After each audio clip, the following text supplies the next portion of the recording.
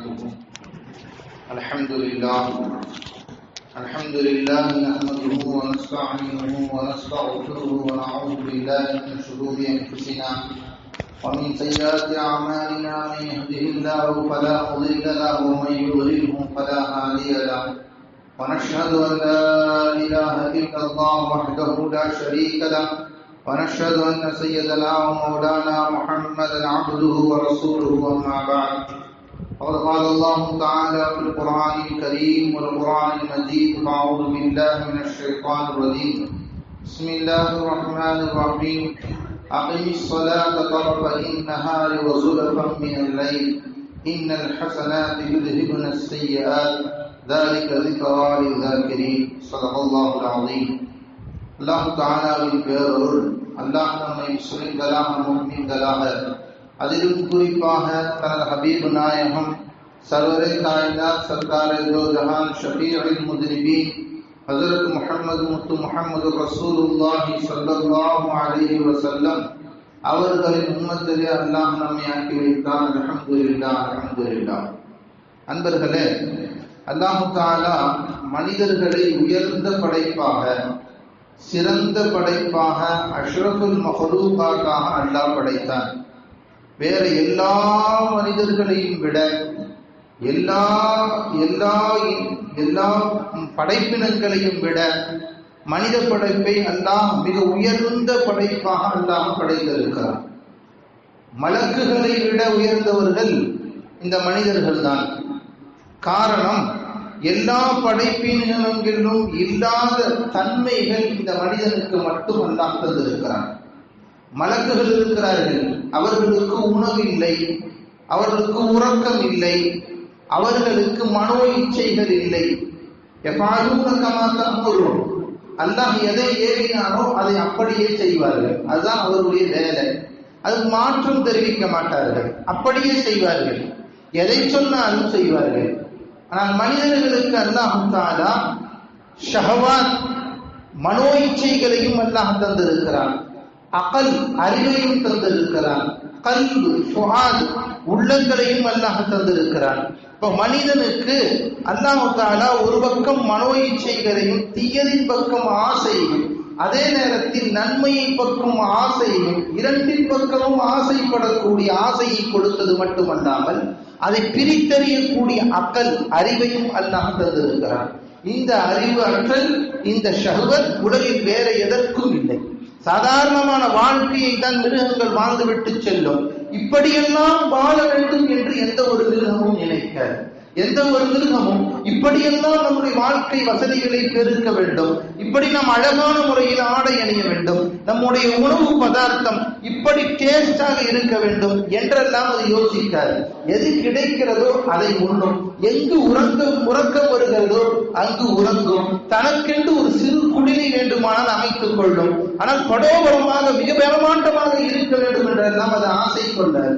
தன்னுடைய வம்சாவளி எப்படி அதை அமைக்கிறதோ, காக்கா ஒருவரும் தூக்குநாக்குருவியை போல் வீடு கட்ட ஆசைப்பட்டதில்லை, இல்லையா? காக்கா அதனுடைய இனம் எப்படி வீடு கட்டுகிறதோ அன்றைய காலம் முதல் இன்றைய காலம் வரை அந்த காக்கா அப்படித்தான் வீடு கட்டுகிறது. வேறு ஒன்றுவோடு வீடு கட்டுவதில்லை. தூக்கணாக்குருவியின் வீடு மிக அழகாக இருக்கிறது என்று சொல்லலாம். அந்த தூக்கணாக்குருவியின் இனம் மட்டும் தான் அப்படி வீடு கட்டும். வேறு எந்த இனமும் இப்படி வீடு கட்டுகிறது, நாமும் அதுபோன்று கட்ட வேண்டும் என்று ஆசைப்பட்டிருக்கிறதா? இல்லை. அல்லாஹ் ஒரு இனத்திற்கு ஒரு இனத்தினுடைய அந்த உயிரினத்திற்கு எதை தன் வாழ்க்கை முறையாக ஆக்கி கொடுத்தானோ அந்த ஒரு முறையிலேயே வாழ்ந்து மரணித்து போகும். அவ்வளவுதான். இன்னொன்றை பார்த்து இவர் இப்படி வாழுகிறது, இது இப்படி வாழுகிறது, மயில் இப்படி இருக்கிறது, குயில் இப்படி இருக்கிறது, நாமும் அது போன்று இருக்க வேண்டும் என்று எந்த ஒரு பிராணியும் நினைத்ததில்லை. எந்த ஒரு பிராணியும் அது போன்று ஆக வேண்டும், இது போன்று கட்ட வேண்டும், இது போன்று நாம் பிரயாணிக்க வேண்டும் என்றெல்லாம் நினைத்ததே இல்லை. ஆனால் அத்துணை ஆசைகளும் உள்ளவன் மனிதன் ஒருவன் மட்டுமே. மனிதன் ஒருவனுக்கு மட்டும்தான்.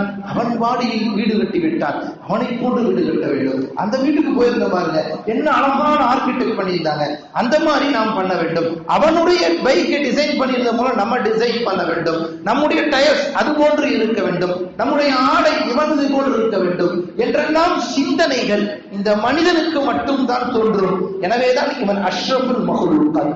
நன்மைகளிலும் இவனுக்கு தோன்றும், தீமைகளிலும் இவனுக்கு தோன்றும். இரண்டுமே இவனுக்கு சரி சமம் தான். அவன் எவ்வளவு அழகாக வணங்குகிறான், அவன் எவ்வளவு அழகாக கராத் ஓதுகிறான், நம் பிள்ளையும் இது போன்று ஆக வேண்டுமே என்ற ஆசை. அதே போன்று இவர் இவ்வளவு அழகான இபாதத் செய்கிறாரே, நாமும் செய்ய வேண்டும் என்ற ஆசை. இது போன்ற நன்மைகளிலும் அது போன்ற ஆசை வரும், தீமைகளிலும் ஆசை வரும், பொதுவான விஷயங்களிலும் ஆசை வரும். இந்த ஷஹவாத்தை, இந்த மனோ இச்சையை மனிதனுக்கு மட்டும் அல்லாஹ் கொடுத்து அவைகளை பிரித்தறியும்படியான எது நன்மையானது, எது தீமையானது, எது அல்லாஹ்வும் ரசூலுக்கும் பிரியமானது, எது ஷைத்தானுக்கு பிரியமானது, எது பொதுவான விஷயங்கள் என்பதை எல்லாம் பிரித்தறிவிக்கும்படியான அக்கலையும் உள்ளத்தையும் அல்லாஹ் நமக்கு தந்திருக்கிறான். ஆனால் நாம் இப்பொழுது எதன் பக்கம் நம்முடைய உள்ளத்தை சாய்த்திருக்கிறோம் என்பதை நாம் சிந்திக்க வேண்டும். நம்முடைய சதா கால காலையில் எழுந்து இரவு படுக்கும் வரை உள்ள நேரங்களிலே நன்மை அதிகரித்திருக்கிறதா, தீமை அதிகரித்திருக்கிறதா? ஒவ்வொரு நாளும் கணக்கு பார்க்க வேண்டும். பெருமானார் ஸல்லல்லாஹு அலைஹி வஸல்லம் சொன்னாங்க இல்லையா, ஹாசிபு கப்ல அன் துஹாசிபு. உங்களுக்கு கேள்விகளுக்கு கேட்கப்படும் நாளுக்கு முன்னால் நீங்களே கேள்விகளுக்கு கேட்டுக்கொள்ளுங்கள். நம்முடைய நன்மையான காரியங்கள் நாம் அதிகம் நம்முடைய சிந்தனையை செலவு பண்ணி இருக்கிறோமா, அல்லது தீமையான காரியங்களே செலவழித்திருக்கிறோமா? நம்மிடத்திலிருந்து வெளியான காரியங்கள் நற்காரியங்களாக இருக்கிறதா, தீய காரியங்களாக இருக்கிறதா என்று நாம் கணக்கிட வேண்டிய கட்டாயம் இருக்கிறது. ஆனால் மனிதன் தானே, மனிதனே அல்லாஹ் தஆலா சொன்னா குல்லு பனி ஆதம கத்தாம். ரசூலுல்லாஹி ஸல்லல்லாஹு அலைஹி வஸல்லம் சொன்னாங்க இல்லையா, எல்லா மனிதர்களுமே பாவம் செய்யக்கூடியவர்கள் தான். கைருல் கத்தாயின தவ்வாபுன். ஆனால் அந்த பாவம் இழைப்பவர்களில் சிறந்தவர்கள் தௌபா செய்தவர்கள், மீண்டவர்கள் என்று சொன்னது போல எல்லோரும் பாவம் செய்தவர்கள் தான். நம்மை அறியாமலேயே பாவம் நிகழ்ந்து விடுகிறது. ஒரு காலம் இருந்தது பாவம் என்பது தூரமான விஷயம், பாவம் என்பது தூரமான விஷயம், ஒண்ணும் இல்ல. சாதாரணமா இப்ப ஆபாசம் சொல்றோம் இல்லையா, இந்த ஆபாசம் தீமையா நன்மையா? எல்லாத்தையும் கேளுங்க, எல்லோரும் தீமை என்று சொல்வார்களா இல்லையா? இது ஒரு முஃமின் தான் சொல்ல வேண்டும் என்பதல்ல, ஒரு முத்தகி தான் சொல்ல வேண்டும் என்பதல்ல.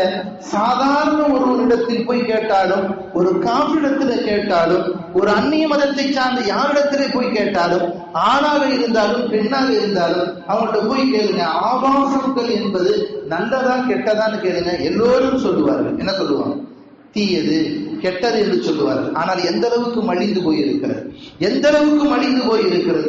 அந்த காலத்துல நான் சின்ன பையனா இருக்கும் போது நான் நினைக்கிறேன், அந்த காலத்துல பார்த்தா எங்கேயாவது ஒரு இடங்களில் தான் ஒரு ஆபாசம் என்றால் கூட அந்த நேரங்களில் டிவியை ஆபத்தும் பழக்கங்கள் இருந்தது, தம்பி திரும்பியமா அப்படின்னு சொல்லக்கூடிய பழக்கங்கள் இருந்தது. இன்று எங்கு ஆபாசங்கள் இல்லை, எங்கு ஆபாசங்கள் இல்லை, எல்லா பக்கமும் நிரம்பி வருகிறது, எல்லா பக்கங்களும் நிரம்பி வருகிறது. ஒரு பிரஷில் இருந்து, ஒரு பிரஷினுடைய விளம்பரத்தில் இருந்து பெட்ஷீட்டுடைய விளம்பரம் வரை எல்லாவற்றிலும் ஆபாசங்கள் தலைவிரித்தாடக்கூடியதாக அந்த அளவிற்கு எங்கு திரும்பினாலும் ஆபாச போஸ்டர்கள், சர்வசாதாரணமாக ஆபாச போஸ்டர்கள்.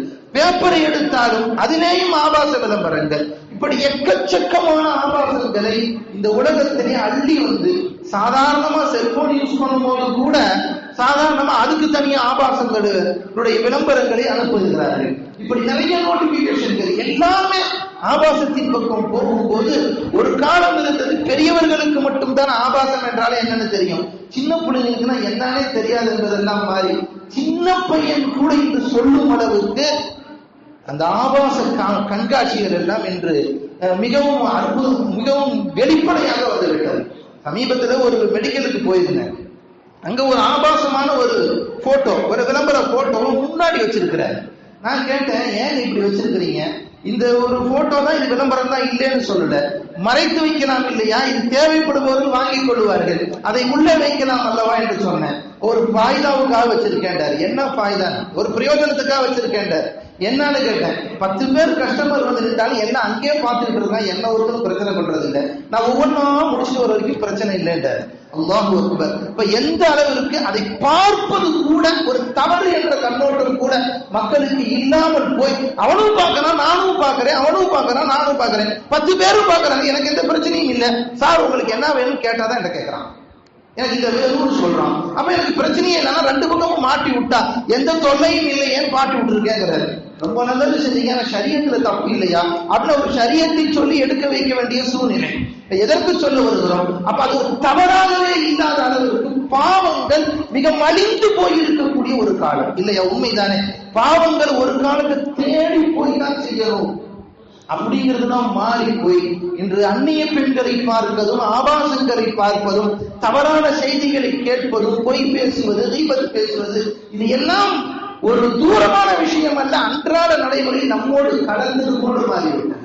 இப்ப இந்த நேரத்தில் பாவத்தை விட்டு ஒரு மனிதன் முழுமையாய் தப்பித்திருக்க வேண்டும் என்று சொன்னால் அவன் வீட்டுக்குள்ள இருக்கணும், அல்லது கஜாநாயகமும் ரவுநாயகம் அவர்கள் போன்று கல்வத்திலே காடு வனாந்தரங்களுக்கு தான் செல்ல வேண்டும். முடியுமா நம்மளால?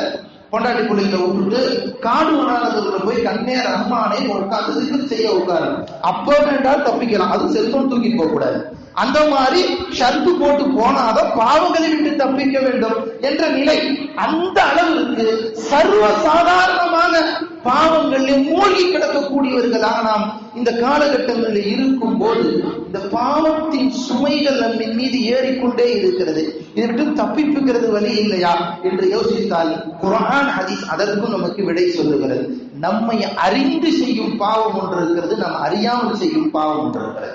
பாவம் 2 வகை. சாதாரண சொல்லுவோம் இல்லையா? பொதுவா கேட்கும் போது யாரா நான் அறிந்து செய்த பாவங்கள், அறியாமல் செய்த பாவங்கள்.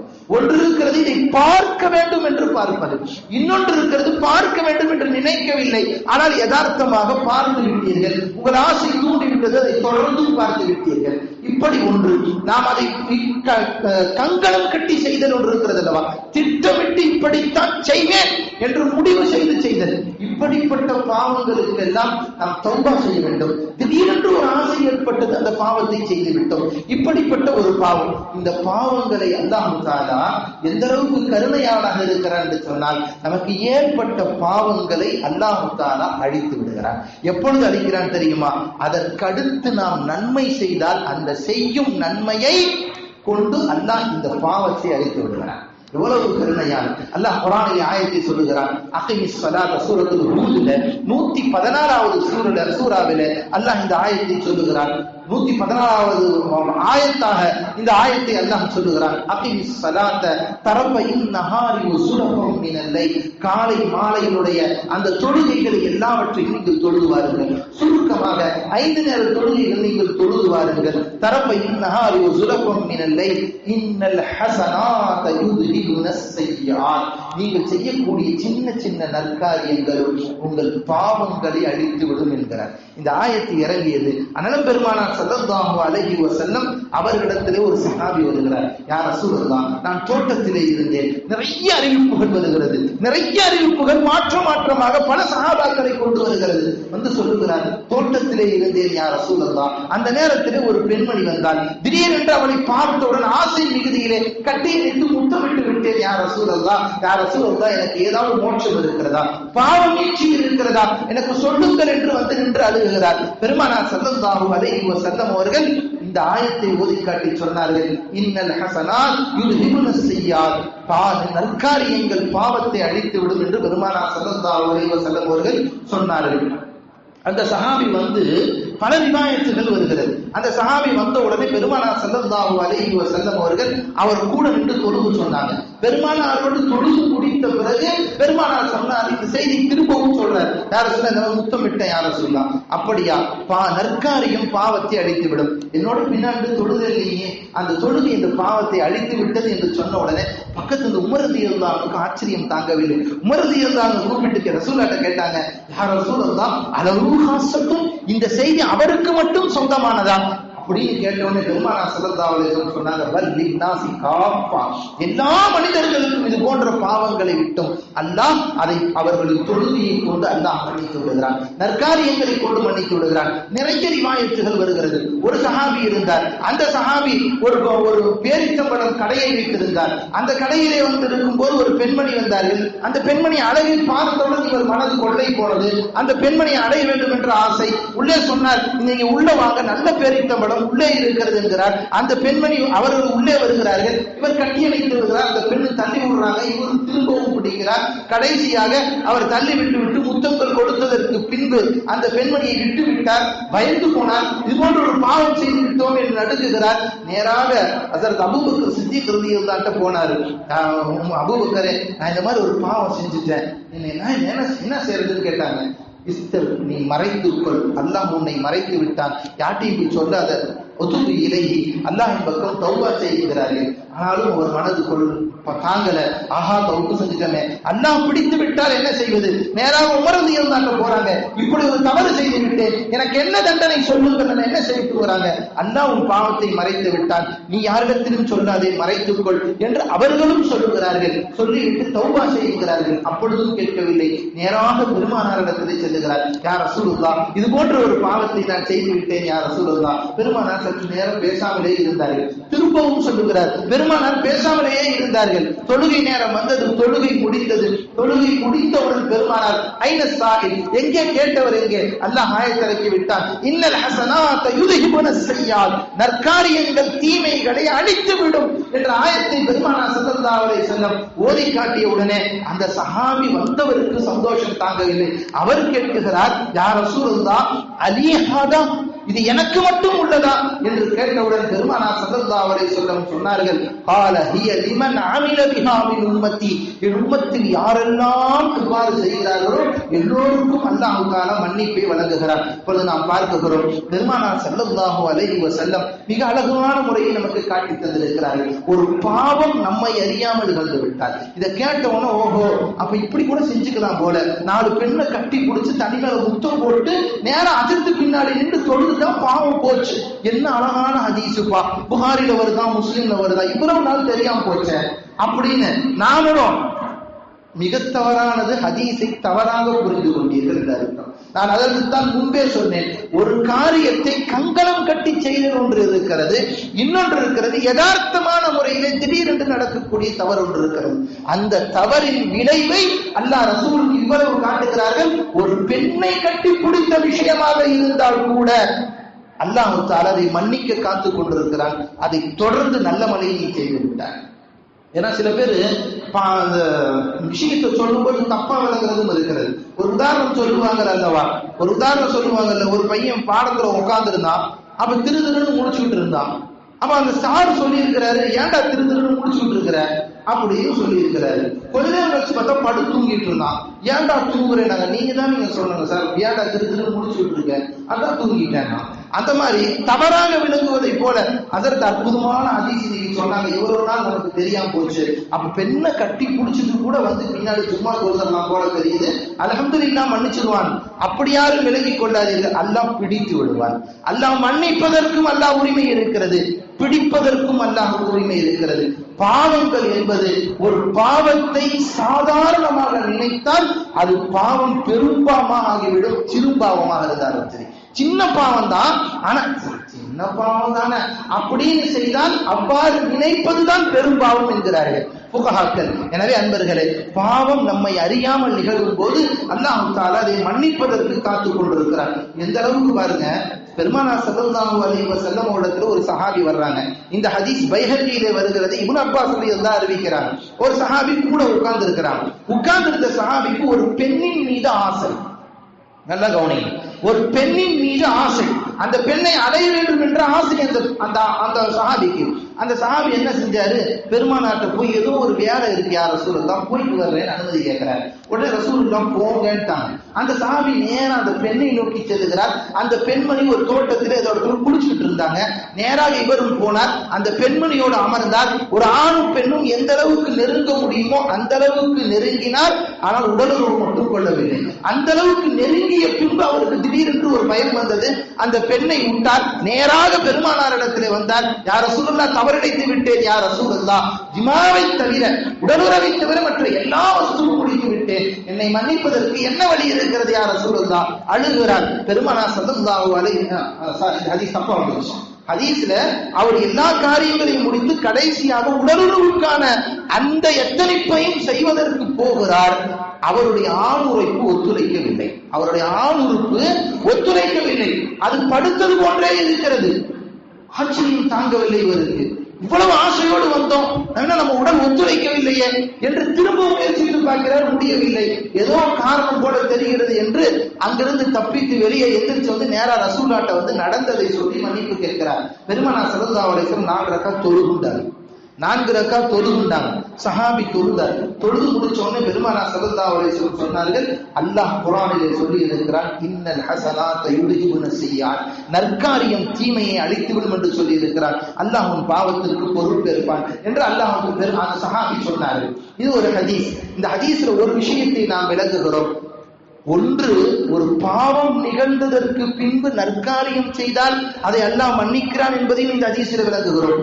இன்னொன்று, பெருமானாரிடத்திலே இருந்த சஹாபி பெருமானாரிடத்திலிருந்து செல்லும் போது அவர் எங்கே செல்கிறார் என்பது பெருமானுக்கு தெரியும் அல்லவா, பெருமானாருக்கு தெரியும் அல்லவா. அதனால் நமக்காக வேண்டி இவ்வளவு பாவம் செய்தாலும் அல்லாஹ் மன்னிக்க காத்திருக்கிறான் என்பதை காட்டிய பெருமானார், அதே நேரத்திலே ஒரு சஹாபி ஜினாவிலே விடக்கூடாது என்பதற்காக அவர் ஆண்மையை கண்ட்ரோல் பண்ணக்கூடிய பவரையும் அல்லாஹ் பெருமானாருக்கு வழங்கி இருக்கிறார் என்பதை விரிவுரையாளர்கள் எழுதி தருகிறார்கள். அதனால்தான் அவர் போய் அந்த காரியத்தில் ஈடுபடும் போது அவர் ஆண்மை அவருக்கு ஒத்துழைக்கவில்லை என்பது ஹதீஸிலே வருகிறது. காண ஆலத்து ஹுதுபத்தன், அவருடைய ஆலத் அந்த உறுப்பு தொங்கிய நிலையிலே மாறிவிட்டது என்பது ஹதீஸிலே வரும்போது யோசித்து பார்க்கிறோம். பெருமானார் ஸல்லல்லாஹு அலைஹி வஸல்லம் அவருடைய பரக்கத் அந்த சஹாபியை அந்த இடத்தில் செல்லாமல் பாவத்தை விட்டு அல்லாஹ் பாதுகாக்கிறான் பெருமானாருடைய பரக்கத்தை கொண்டு. ஆக அன்பர்களே, நாம் நம்முடைய பாவங்கள் நிகழ்ந்து விட்டால், எந்த பாவங்கள் நிகழ்ந்தாலும் அடுத்த வினாடியே அதற்கு ஒரு நற்காரியங்களை செய்து, நம்மை அறியாமல் ஒரு பாவம் நிகழ்ந்து விட்டால் அதை நினைத்து வருந்தியவர்களாக ஒரு நற்காரியம் செய்தால் அடுத்த வினாடி அல்லாஹ் தஆலா அந்த பரக்கத்தால் நம் பாவங்களை மன்னித்து விடுகிறார். பெருமானார் ஸல்லல்லாஹு அலைஹி வஸல்லம் நிறைய ரிவாயத்துகளை சொல்லுகிறார்கள். பெருமானார் ஸல்லல்லாஹு அலைஹி வஸல்லம் ஒரு தடவை வந்தாங்க. அஹ்மதுலேயும் தாரவிலேயும் இந்த ஹதீஸ் வருகிறது. ஒரு கிளையை எடுத்தார்கள். அந்த கிளையில வெறும் பட்டு போன, அதாவது காய்ந்த இலைகள் நிறைந்த ஒரு கிளை. அதை எடுத்த பெருமானார் இப்படியே உலுக்கினார்கள். என்னவாகும்? எல்லா கிளையும் சருகராக கீழே கொட்டின. பெருமானார் ஸல்லல்லாஹு அலைஹி வஸல்லம் சஹாபாக்களை பார்த்து சொன்னார்கள், இன்னல் முஸ்லிம, ஒரு முஸ்லிம், இதா தவல்ல, அவர் ஒரு செய்தான், அழகான முறையில் ஒரு செய்தார், சும்ம சல்லா சலாத்தல் ஹம்சி, 5 நேர தொழுகைகளை நேமமாக தொழுதால், தஹாத்தத் கதாயாஹு கமா யஹாத்தத் ஹாதிஹில் வரப், இந்த இலைகள் கொட்டியது போல அவனிடத்திலிருந்து பாவங்கள் கொட்டிவிடும் என்றார்கள் பெருமானார் ஸல்லல்லாஹு அலைஹி வஸல்லம். அபூ அய்யூப் அன்சாரி ரலியல்லாஹு அன்ஹு சொல்லுகிறார்கள், குல்லு ஸலாத்தின் தஹுத்து மா பைன யதைஹா மின் கதீஅத்தின், ஒவ்வொரு தொழுகையும் அவன் அதற்கு மத்தியிலே செய்த பாவங்களை அவனை விட்டும் நீக்கி விடுகிறது. பிரபலமான ஹதீஸ். அபூ ஹுரைரா ரலியல்லாஹு அன்ஹு அறிவிக்கிறார்கள், அரைத்தும், நீங்கள் என்ன நினைக்கிறீர்கள், லவ் அன்ன பி பாபி அஹதிக்கும் நஹரன், ஒருவன் வீட்டு வாசலிலே ஒரு ஆறு ஓடுகிறது, ஒரு நாளைக்கு அவன் 5 தடவை அதிலே குளிக்கிறான், இவனுடைய உடலில் ஏதாவது அழுக்கு இருக்குமா என்று பெருமானார் கேட்கிறார்கள். சஹாபாக்கள் சொன்னாங்க, யா ரசூலுல்லாஹ், ஒரு நாளைக்கு 5 தடவை ஆத்துல குளிச்சா எப்படி யா ரசூலுல்லாஹ் அவன் உடல்ல அழுக்கு இருக்கும்? லைஸ ஃபீஹா தர்னுன், அவனுடைய உடல்ல எந்த அழுக்கும் இருக்காது யா ரசூலுல்லாஹ் என்று சொன்னபோது பெருமானார் ஸல்லல்லாஹு அலைஹி வஸல்லம் சொன்னார்கள், கதாலிக ஸலாத்துல் ஹம்ஸ், 5 நேர தொழுகைகளும் யம்ஹுல்லாஹு பிஹில் துனூப வல் கதாயா, அவனை விட்டும் அவன் பாவங்களை எல்லாம் அழித்து விடுகிறது என்கிறார்கள் பெருமானார் ஸல்லல்லாஹு அலைஹி வஸல்லம். ஹஜ்ரத் இப்னு அப்பாஸ் ரலியல்லாஹு அன்ஹு சொல்றாங்க, லம் அர ஷைஅன் அஹ்ஸனு தலபன் வலா அஹ்ஸனு இத்ராகன் மின் ஹஸனத்தின் ஹதீதத்தின் லிஸய்யிஅத்தின் கதீமத்தின், ஒரு பாவம் ஒருவனுக்கு நிகழ்ந்தது, ஒரு பாவம் நிகழ்ந்தவுடனே அந்த பாவத்திற்கு பகரமாக ஒரு நன்மையை ஒருவன் செய்கிறான், இதைவிட ஒரு அழகான செயலாக வேறு எதையும் நான் பெற்றுக் கொள்ளவில்லை என்று இப்னு அப்பாஸ் ரலியல்லாஹு அன்ஹு சொல்லுகிறார்கள். பெருமானார் ஸல்லல்லாஹு அலைஹி வஸல்லம் அவங்களே ஹஜ்ரத் முஆத் ரலியல்லாஹு அன்ஹு கூப்பிட்டு சொல்றாங்க, யா முஆத், ஓ முஆதே, அவங்க வஸீத் செய்யும் போது சொன்னாங்க, யா முஆத், ஓ முஆதே, இத்தபிஇல் ஹஸனத அஸ்ஸய்யிஅ, சையா, ஒரு தீமையான காரியம் செஞ்சுட்டா உடனே ஒரு நன்மையை கொண்டு அதை நீ என்ன செய்து விடு, பின்னாலே ஆக்கிவிடு. எம்முஹா, அந்த பாவத்தை இந்த நன்மை அழித்து விடும் என்கிறார்கள். எவ்வளவு பெருமானாருடைய கருணை பார்த்தீங்களா? ஒரு பாவம் செய்து விடுகிறோம், அந்த பாவத்திற்கு தௌபா செய்து மீளுதல், இது இரண்டாம் பட்சம். அடுத்து நீ நன்மை செய்தால் அந்த நன்மை அந்த பாவத்தை அழித்து விடுகிறது. அதனால்தான் பாத்தீங்கன்னா, ஏதாவது குற்றம் நிகழ்ந்து விட்டால் ஷரியத்துல குற்ற பரிகாரம் என்ன? உதாரணத்துக்கு பாருங்களேன், நாம ஒரு சத்தியம் செய்யறோம், அண்ணன் தம்பிக்கு சண்டை வந்துருச்சு. தம்பி சொல்றாரு, சத்தியமா அல்லாஹ்வின் சத்தியமா வீட்டுக்குள்ளே வரமாட்டேன்டா அண்ணனை பார்த்து சொல்லிட்டாரு. இப்போ ஒரு சத்தியம், அல்லாஹ்வின் சத்தியம் செஞ்சாச்சு. இன்னைக்கு நம்ம சர்வசாதாரணமா அதெல்லாம் ஓடிக்கிட்டு இருக்கு, அது வேற விஷயம். ஏன்னா ஆனா பாவம் அல்லாஹ்வின் மீது கொண்டு பாவம் ஒரு சத்தியம் செய்தது எவ்வளவு பிரம்மாண்டமானது என்பது இன்னொரு உங்களுக்கு சொல்றேன்.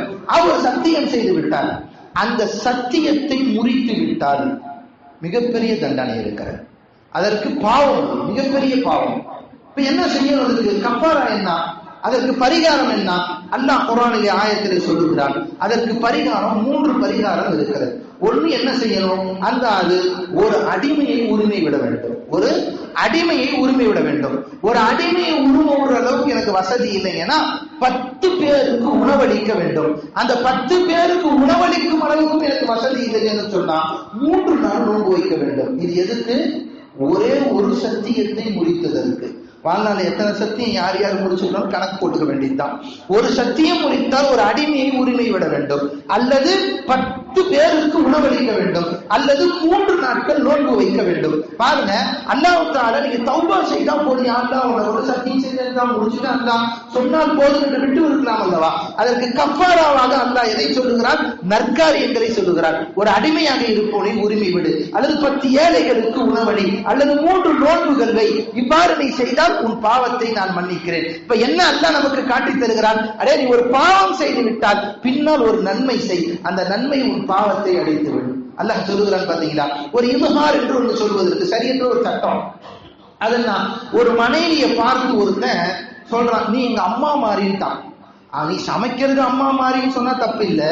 இது திஹார்னு சொல்ற ஒரு சட்டம் இருக்கு. திஹார்னு அதாவது தன் மனைவியை தாய்க்கு ஒப்பிட்டு விடுதல், அந்த மனைவியை வேண்டாம் என்பதற்காக. மனைவிய அந்தஸ்துல என்னை எங்க அம்மா மாதிரி நீ பாத்துக்கிறேன்னு சொன்னா இது தப்பு இல்லை. ஆனால் அந்த மனைவியை கூட நெருங்கக்கூடாது என்பதற்காக வேண்டியே அவன் சொல்லுகிறான், நீ எனக்கு அம்மா மாதிரி உன்னை நான் தொடமாட்டேன் அப்படிங்கிற அர்த்தத்தில் சொல்லுவிடையானால் இதற்கு பேர் திஹார் என்று பொருள். இவ்வாறு செய்து விட்டால் அந்த மனைவி அவன் தொடக்கூடாது, அந்த மனைவி அவனுக்கு ஹராமாகி விடுவார்கள். அந்த மனைவி அவனுக்கு எப்பயும் அம்மாவுடைய ஸ்தானத்துல சொல்லி வச்சுட்டானோ அந்த மனைவி அவனுக்கு தொட முடியாத தலாக் அல்ல, ஆனால் தொட முடியாத நிலைக்கு வந்துவிடும். இவ்வாறே 3 மாதங்கள் கழிந்து போனால் தலாக் நிகழ்ந்துவிடும். அவ்வாறு அவர் திரும்ப மீட்ட வேண்டும், மனைவியாக ஆக்க வேண்டும் என்று சொன்னால் ஒரு தவறு நிகழ்ந்ததற்கு தண்ட குற்றம். அல்லாஹ் சொல்லுகிறார், ஒரு அடிமையை உரிமை விடு, ஒரு அடிமையை உரிமை விடு, அல்லது 60 நோன்புகள் தொடர்ந்து வைக்க வேண்டும், அல்லது 60 ஏழைகளுக்கு சாப்பாடு கொடுக்க வேண்டும். இப்படி அல்லாஹ் சட்டத்தை குர்ஆனிலே சொல்லி தருகிறார். இப்ப என்ன செய்யணும்? அல்லாஹ்வுடைய சட்டம் பாத்தீங்களா? ஒரு தவறு நிகழ்ந்து விட்டது, கடுமையான தவறு, தன் மனைவியை தொடக்கூடாது என்பதற்கு தன் தாய்க்கோ தன் சகோதரிக்கோ ஒப்பாக்கி பேசிவிட்டால் மிக கொடுமையான ஒரு தவறை செய்திருக்கிறார். இந்த தவறை நீக்க வேண்டும் என்றால் அல்லாஹ் சொல்லக்கூடியது ஒரு நன்மையை செய், அதற்கு நிகரான நன்மையை செய். அந்த பாவத்தின் நிலை என்னவோ, பாவத்தின் அளவு என்னவோ, அந்த பெரிதளவிற்கு ஒரு நன்மையின் அளவை பெரிதாக்கு. அல்லாஹ் சொல்லுகிறான், எப்பவும் பாவத்தின் அளவு அதிகமோ, சத்தியம் செய்த அதை முறித்ததின் பாவத்தின் அளவு 10 ஏழைகளுக்கு உணவளித்தால் போதும், 3 நாள் நோன்பு வச்சா போதும், 2 ஒண்ணு செஞ்சா போதும். ஆனால் ஒரு மனைவியை தன் தாய்க்கு ஒப்பாக்கி ஒருவன் பேசுவானையானால், தன் சகோதரிக்கு ஒப்பாக்கி ஒருவன் பேசுவானையானால், அது போன்ற எண்ணத்திலே அவன் பேசுவானையானால் இது பெரும் பாவம். அந்த பாவத்தை செய்த ஒருவன் அந்த அளவுக்கு நன்மைகளை செய்ய வேண்டும். அவன் எந்த அளவுக்கு செய்யணும்? 60 நோன்பு வைக்க வேண்டும், அல்லது 60 ஏழைகளுக்கு உணவளிக்க வேண்டும். பாத்தீங்களா? அப்போ ஒரு பாவத்தின் அளவு மிகைக்கும் போது அதை தொடர்ந்து நன்மையின் அளவை நீ மிகைத்து செய்தால் உன் பாவத்தை அல்லாஹ் அழிக்க காத்துக் கொண்டிருக்கிறான். எனவேதான் பெருமானார் ஸல்லல்லாஹு அலைஹி வஸல்லம் அவர்கள் சொல்லுகிறார்கள், உக்பத் இப்னு ஆமிர் ரலியல்லாஹு அன்ஹு ஹஜ்ரத் அபூ தர் ரலியல்லாஹு அன்ஹு அறிவிக்கிறாங்க, ரசூலுல்லாஹ்ட்ட போனாங்க. ரசூல் அவங்க உட்கார்ந்து இருந்தாங்க. ரசூலுல்லாஹ்ட்ட சொன்னாங்க, அவுசீனி யா ரசூலல்லாஹ், யா ரசூல் எனக்கு ஏதாவது வசியத் செய்யுங்க, ஏதாவது உபதேசம் செய்யுங்க யா ரசூலுல்லாஹ். உடனே ரசூலுல்லாஹி ஸல்லல்லாஹு அலைஹி வஸல்லம் சொன்னாங்க, இத்தகில்லாஹ், அல்லாஹ்வை நீ பயந்து கொள். இதா அமில்த சய்யிஅத்தன், ஏதாவது ஒரு பாவம் செயலை நீ செய்து விட்டால் ஃபத்தபிஹா ஹஸனத்தன், உடனே நீ நற்காரியம் ஒன்றை செய்து கொள். தம்ஹுஹா, அந்த பாவத்தை அது அழித்து விடும். ஒரு தெரியாம ஒரு போஸ்டரை பார்த்துட்டோம், ஆஹா பார்த்துட்டனே, கொஞ்சம் ரசிச்சுட்டனே, இந்த மாதிரி தப்பு செஞ்சுட்டனே என்று ஒரு உள்ளம் உறுத்துகிறதா, அடுத்த வினாடி ஒரு நன்மை செய். 2 ரக்காத் தொழுகலாம். இப்ப 2 ரக்காத் தொழுக முடியுமா? எத்தனை பார்க்கிறோம். அத்தனை ரக்காத் தொழுகணும்னா தொழுதுகிட்டே தான் உட்காந்துருக்கோம். முடியுமா? அது தொழுதுகிட்டே தான் உட்காந்து ஒரு போன் பார்க்கணும். ஒரு பேப்பர் முழுசா படிச்சு முடிக்க முடியாது. ஃபர்ஸ்ட் பக்கத்துலயும் அதுதான் இருக்கு, 2வது பக்கத்துலயும் அதுதான் இருக்கு, 4வது 16 பக்கத்துக்கு 16 இருக்கு. சொல்ல போனா 16 நாள் அதுக்கு மேல இருக்குது, இருக்கா இல்லையா? இப்ப என்ன செய்யணும்? பேப்பர் வச்சுக்கணும், முசகாயும் போட்டுக்கணும். ஒரு பக்கம் படிக்கணும், 2 ரக்காத் தொழுகணும். ஒரு பக்கம் படிக்கணும், 2 ரக்காத். முடியுமா? அது எவ்வளவு ஈஸியா. அபூ ரலியல்லாஹு உடனே கேட்டாங்க ரசூலுல்லாஹ்ட்ட, யா ரசூலுல்லாஹ், அமினல் ஹஸனாத்தி லா இலாஹ இல்லல்லாஹ், யா ரசூலுல்லாஹ், லா இலாஹ இல்லல்லாஹ்னு சொன்னா அது ஒரு நன்மையாகுமான்னு கேட்டாங்க. உடனே ரசூலுல்லாஹி ஸல்லல்லாஹு அலைஹி வஸல்லம் சொன்னாங்க, கால ஹிய அஃதலுல் இபாதா, இது இபாதத்துகளிலே நன்மைகளிலேயே மிக உயர்ந்தது என்றார்கள் பெருமானார் ஸல்லல்லாஹு அலைஹி வஸல்லம். அபூ தர் ரலியல்லாஹு அன்ஹு தாயும் தந்தையும் அர்ப்பணமாக வேண்டும். அபூ தர் ரலியல்லாஹு அன்ஹு எவ்வளவு உயர்ந்த காரியத்தை கேட்டு விட்டார்கள். நமக்கு நன்மையை லேசாக கொடுத்து விட்டார்கள். ஒரு பாவம் நம்மை அறியாமல் நிகழ்ந்து விட்டதா, லா இலாஹ இல்லல்லாஹ், அல்லாஹ் மன்னிச்சுக்கல்லா, தெரியாமல் நிகழ்ந்து விட்டதல்லா, இதை நான் அறிந்து செய்யவில்லை என்று உள்ளத்திலே சொல்லி ஒரு லா இலாஹ இல்லல்லாஹ் சொன்னால் அது உடனடியாக உன் பாவத்தை அழித்து விடுகிறது.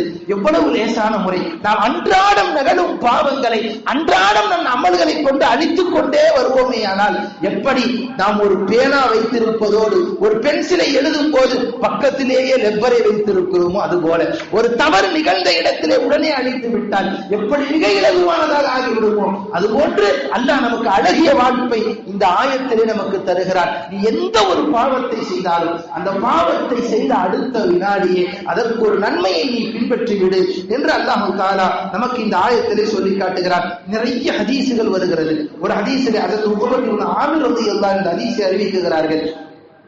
மஸலுல்லதி யஅமலு ஸய்யிஆத், ஒரு மனிதன் பாவங்களை செய்கிறான். இவன் எப்படிப்பட்டவன் என்றால், அவனுக்கு மேல பெருமானார் எவ்வளவு அழகான உதாரணம் சொல்றாங்க பாருங்க. அவனுக்கு மேல ஒரு இரும்பாலான ஒரு அது என்ன சொல்றது, கேடயமா இல்ல, கேடயம் இல்ல, கவசம், இரும்பாலான கவசம் இருக்கிறது. ஆனா அந்த கவசம் அவன் உடம்புக்கு கரெக்டா இல்ல, நெருக்குது. எந்த அளவுக்கு நெருக்குதுன்னா அந்த பாவம் கூட கூட அந்த கவசம் நெருக்கி கொண்டே வருகிறது. ஒரு இரும்பு கவசத்தை 2 பக்கமும் போட்டு நெருக்கினா என்ன ஆகும்? விதா எலும்பு உடைஞ்சு போயிடும், நம்ம சட்னியா போயிடும், அப்படித்தானே? அப்ப நெருக்கி நெருக்கி அவனுடைய உடல் நசுங்கும் அளவுக்கு இருக்கிறது. இப்படிப்பட்ட ஒருவன் பலம்மா அமில ஹசனத்தன், அவன் நற்காரியத்தை செய்ய ஆரம்பித்தால் பக்க அதனுடைய நெருக்குதல் விடுகிறது. நெருக்குதல் விட்டு விட்டு ஹத்தா எகில்லு அகதுரு, அதனுடைய சைடுல இருக்கும் முடிச்சுகள் எல்லாம் அவிழ்ந்து போய் அது கழுண்டு விழுந்தும் அளவிற்கு அது மாறி போகிறது. அப்ப என்ன விளங்குகிறது? நம் பாவம் செய்தவுடன் நன்மைகளை தொடர்ந்து செய்வோமே ஆனால் அல்லாஹ் அந்த பாவங்களை சுத்தமாக இல்லாதது போன்று ஆக்கி விடுகிறான் என்பதையும் நாம் பார்க்கிறோம். எனவே அன்பர்களே, நம்முடைய எந்த பாவங்கள் வந்தாலும், ஆனால் இந்த ஹதீசுகள் எல்லாம் வச்சு இப்ப பாவம் நிறைய செஞ்சுக்கலாம், அந்த அளவுக்கு நன்மையை செஞ்சுக்கலாம் என்று யாரும் தவறாக கணக்கிட்டு விடாதீர்கள். பாவம் செய்யக்கூடாது, நல்லவர்களாக வாழ வேண்டும். தெரியாமல் நம்மை அறியாமல் ஏதாவது பாவங்கள் நிகழ்ந்துவிட்டால் உடனடியாக நன்மைகளை கொண்டு அதை அழிக்க முற்பட வேண்டும். அதற்களவுக்கு நாம் எந்த அளவுக்கு பாவத்தின் வீரியம் அதிகமோ அந்த அளவுக்கு நன்மையின் வீரியத்தை அதிகமாக்கி நம்முடைய பாவங்களை இந்த உலகத்திலேயே அழிப்பதற்கான ஏற்பாட்டை செய்ய வேண்டும் என்பதனால் தான் அல்லாஹ் தஆலா நமக்கு இங்கேயே டிக்ளரா அல்லாஹ் சொல்லி கொடுத்துட்டான். இன்னல் ஹஸனாத் யுذிபுன் ஸய்யிஆத், நற்காரியங்கள் தீமைகளை போக்கிவிடும் என்று அல்லாஹ் அறிவித்திருக்கிறான். அல்லாஹ் தஆலா நம் அனைவருக்கும் பாவமே செய்யாதவர்களாக அல்லாஹ் நம்மை ஆக்குவானாக. அப்படியே நாம் செய்த பாவங்களை நம்முடைய நன்மைகளை கொண்டும் அல்லாஹ்வுடைய ஃபஸலை கொண்டும் அல்லாஹ் அதை மன்னித்து நல்லோர்களாக இந்த உலகத்தை விட்டு செல்லக்கூடியவர்களாக உங்களையும் என்னையும் அல்லாஹ் ஆக்கிய புரிவானாக. வஆஹிரு தஅவானா அல்ஹம்துலில்லாஹி ரப்பில் ஆலமீன். அஸ்ஸலாமு அலைக்கும் வரஹ்மத்துல்லாஹி தஆலா வபரகாத்துஹு.